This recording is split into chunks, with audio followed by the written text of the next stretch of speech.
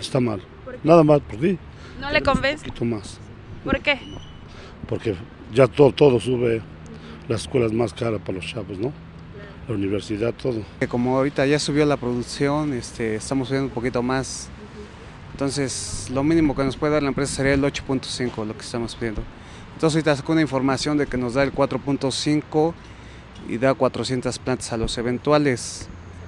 Y esta información nos las van a dar el lunes para ver que, esa información nos la va a dar el sindicato el lunes para ver que si la aceptamos o la rechazamos. Son ofertas que realmente pues tiene que analizarse todavía, ¿no? Pero usted esa primera oferta, ¿cómo lo deja? ¿Satisfecho?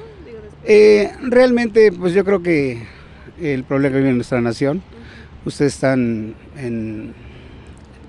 viendo realmente todo lo que hay a nivel nacional, ¿no?